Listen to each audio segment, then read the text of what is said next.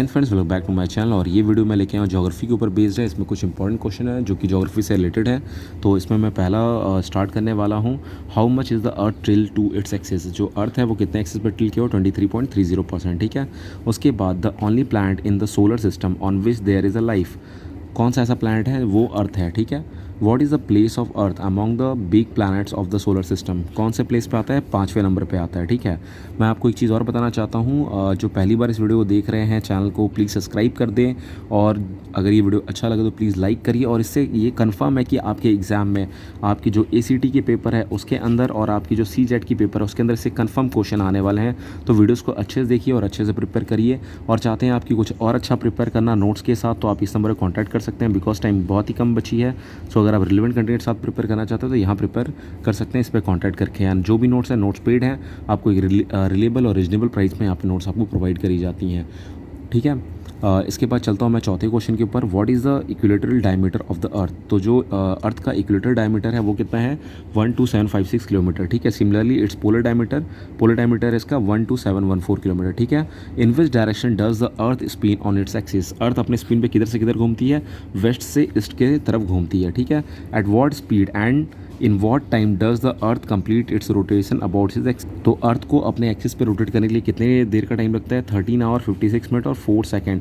And its speed 16110 kilometre per hour. ठीक है। तो ये चीज़ आपसे क्वेश्चन पूछा जा सकता है सिंगल से भी निकाल के। ठीक है। At what speed of the earth does day and night occur. ठीक है। रोटेशन से दिन और रात होती है। ठीक है। At what speed of the earth are the year form. ठीक है, रिवोल्यूशन। ठीक है। How long does the earth take to is orbit to the sun. Orbit के अंदर सन की चक्कर लगाने में कितने लगते हैं, ये 365 दिन 5 घंटे और 48 मिनट लगते हैं 46 सेकंड के साथ। ठीक है। तो टोटल हो गया 365 दिन 6 आवर। ये जो 6 आवर होती हैं 4 साल में 6 आवर एक दिन में कन्वर्ट होता है, तो उस साल लीप ईयर बनता है आपका। तो लीप ईयर यहाँ से निकल के आता है, उस साल 366 दिन होते हैं। ठीक है। तो इसके बारे में भी थोड़ा नॉलेज गेन रखिए। What is the time taken by the earth to make one revolution around the sun called. जो टाइम लगता है सन के रोटेशन में काउंट मतलब कवर करने में, उसको क्या कहते हैं, उसको कहते हैं solar year. How much time does इस सोलर ईयर और कैलेंडर ईयर एड अप। तो कितना, 6 आवर्स। ठीक है। इसके बाद which planet is similar to the earth in term of size and texture. तो ये होता है वेनस। ठीक है। ट्विंस ऑफ अर्थ भी कहते हैं इसे, ट्विंस ऑफ अर्थ के नाम से भी क्वेश्चंस आते हैं आपके पास। ठीक है। Why is the earth called the blue planet. क्यों ब्लू प्लैनेट कहा जाता है, बिकॉज प्रेजेंस ऑफ वाटर, यहाँ पे वाटर की प्रेजेंस है। Which is the closest star to the earth after the, ये होती है Proxima Centauri. Okay. Which is the only satellite of the earth, it is the moon. The science that studies the surface and the interior of the moon is called selenology. ठीक है। इसको selenology कहा जाता है। What is the field of dust on the moon called peace ocean. ठीक है। इसके बाद अगला क्वेश्चन है, what is called a fossil plant. Moon is called the fossil planet. ठीक है। Moon is called the fossil planet.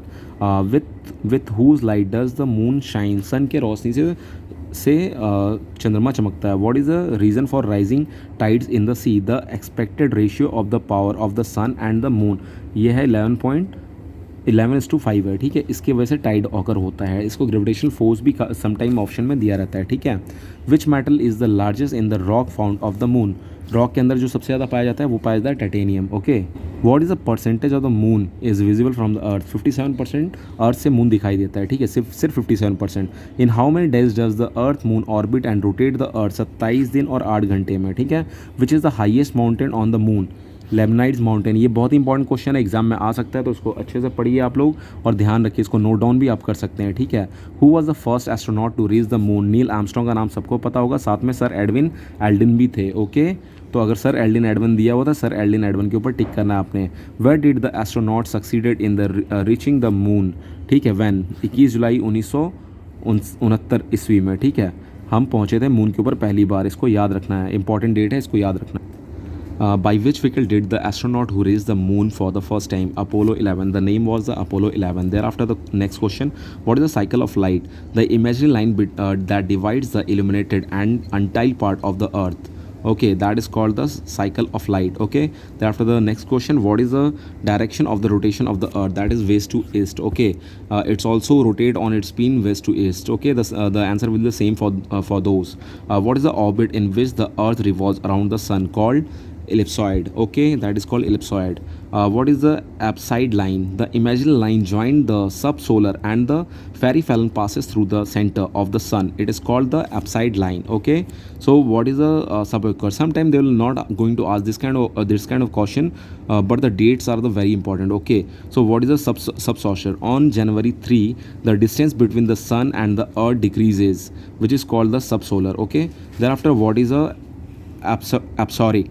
On July, the earth moves away from the sun. It is called the apsoric. Okay, so thereafter what is latitude? It's a very important and it is very common. It is an imaginary line draws from west to east on the globe, which is displayed in the degrees. That is called the latitude. Okay, which line is considered to be the position of the 0 degree? Equator line is called is it considered as the position of 0 degree? Okay, what is longitude? It is an imaginary line draws on the globe from the north to south. Okay, thereafter the next one, on the basis of which line the time of a place is known, that is called the longitude. Okay, what is the distance between two lines of the longitude called? That is called blonde.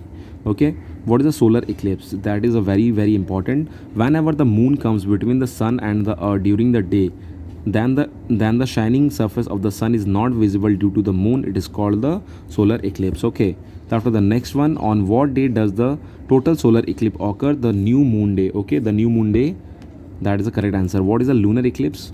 When the earth comes between the sun and the moon, then the full light of the sun does not fall on the moon. It is called the lunar eclipse. Okay, the next question, on what night does a total lunar eclipse occur? On full moonlight.